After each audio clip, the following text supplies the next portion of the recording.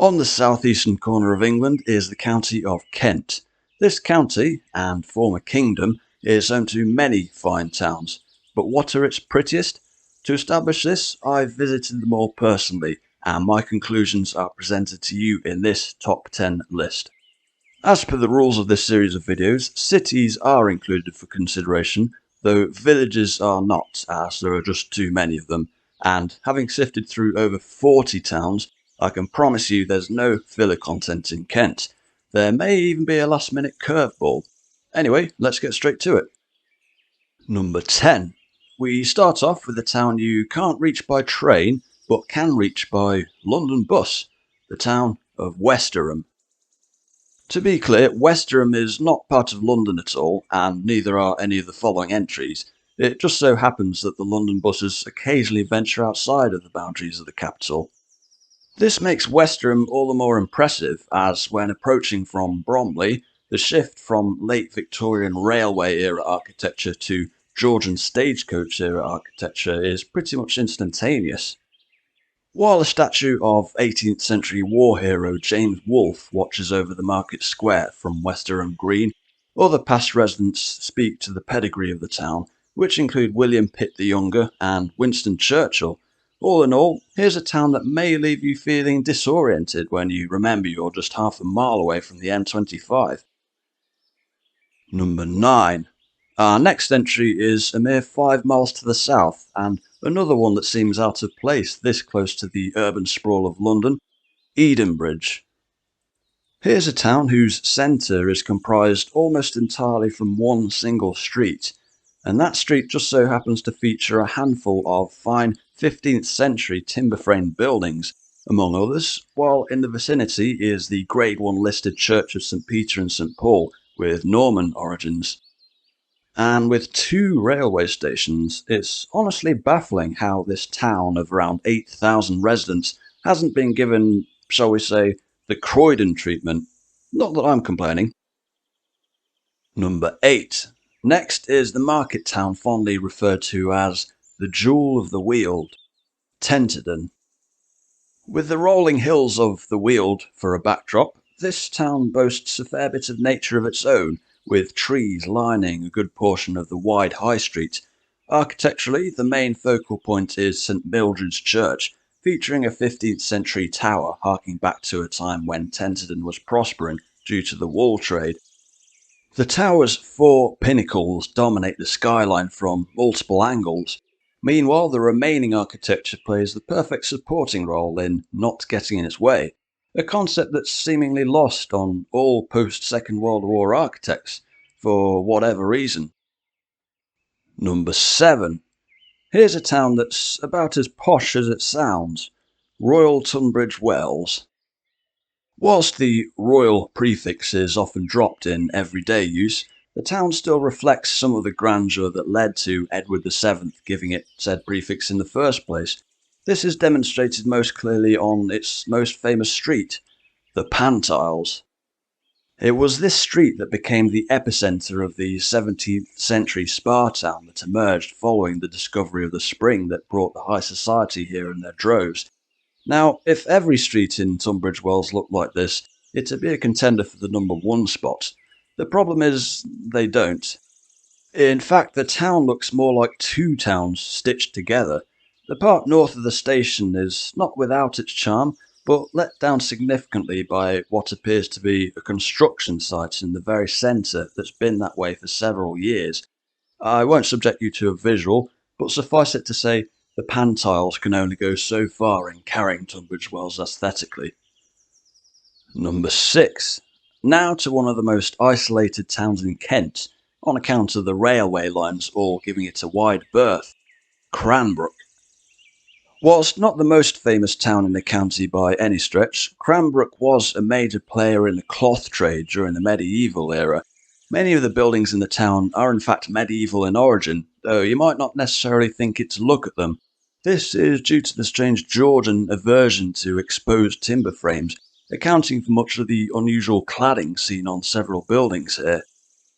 The Grade 1 listed Church of St Dunstan dates back to the 13th century, But an architectural highlight that arguably steals the show is this Regency era windmill, giving the town that extra flair of character. Number 5. And here's another small town that's managed thus far to escape fame. About 5 miles west of the county town of Maidstone is where you'll find West Malling. This is a town brimming with historic buildings of all kinds, from medieval timber-framed cottages to Georgian dwellings adorned with ivy, and even a Norman tower whose original purpose remains a mystery. And if that wasn't enough, it even features an ornamental waterfall outside an abbey that was painted in the 18th century by a certain Mr. Turner, a fitting seal of approval for a town that some might say is a work of art in itself. Number 4. So now we go from a town that very few have heard of to a town whose name is known to pretty much everyone on the planet. Where else but Sandwich? So the town's name became part of the global lexicon after the 4th Earl of Sandwich asked for some meat between 2 slices of bread, as he was averse to leaving the card table in the middle of a game. Well, that's how the legend goes at least. As far as the history of the town itself goes, well, you could say there's a lot to digest. During the medieval era, this was one of the Cinque Ports, or Five Harbours translated from Old French, alluding to England's Norman past. As such, it provided naval vessels to the crown, and in return it received trading privileges and tax exemptions. Adding into the mix an influx of Flemish weavers in the 17th century, and you have this well-preserved town, harking back to eras gone by. You could say there's plenty to sink your teeth into as you loaf around the town. Okay, I'm done. Number 3. Next up is a city, in everything but name. Courtesy of some bureaucratic incompetence in the 90s, we have the ancient cathedral town of Rochester.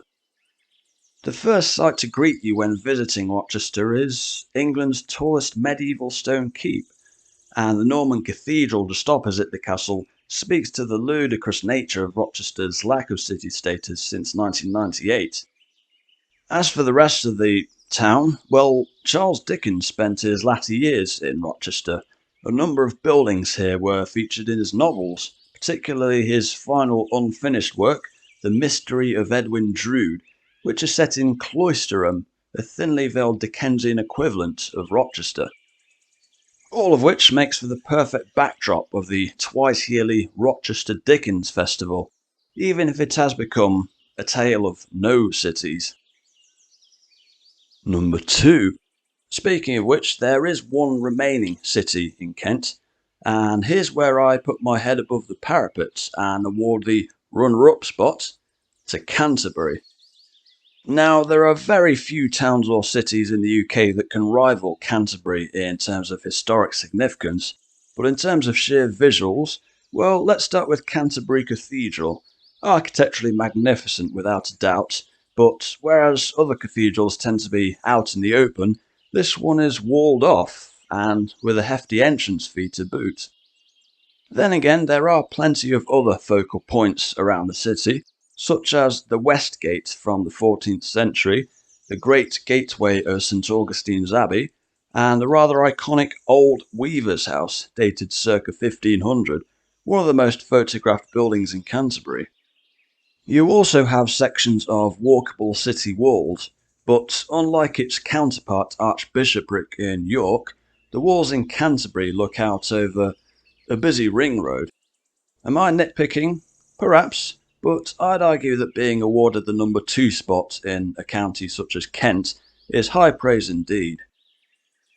But while I leave you to speculate for a moment on where the number 1 spot might go to, I should throw in an honourable mention to Broadstairs. You might find it odd that in a county with such a coastline as that of Kent, that no seaside towns have made it onto this list. So to avoid leaving you with the wrong impression, let me just say that Kent has an absolute trove of beach destinations. The standout pick on the sheer visual front, for me, is Broadstairs. Charles Dickens spent many summers here and even penned a few of his works from this town, no doubt taking inspiration from the majestic sweeping coast. Number 1. And I can reveal that the top spot goes to Canterbury's understated neighbour to the west, Faversham. Lying on the Roman road of Watling Street, the town shares a similarly deep history with Canterbury. While it may not have a cathedral, it is home to St Mary of Charity Church, featuring a distinctive crown spire. And this is just one of well over 300 listed buildings in Faversham, clearly a town that takes its heritage seriously. Then there's the marketplace, which appears not to have changed much in the last 400 years or so, and Standard Quay, once a bustling port, now lined with cafes and independent shops, whilst remaining visually faithful to its past. Heck, even the road leading to the station has managed to escape the late Victorian expansionist aesthetic. So, the moral of the story here is, next time you plan a city break, keep an eye out for the neighbouring towns, just in case. Thus concluding this list of my picks for the top 10 prettiest towns and cities in Kent. By all means, let me know your thoughts in the comments below. If you'd like to catch up with other counties covered in the series so far, check out the link on the screen now. Thanks for watching and have a great day.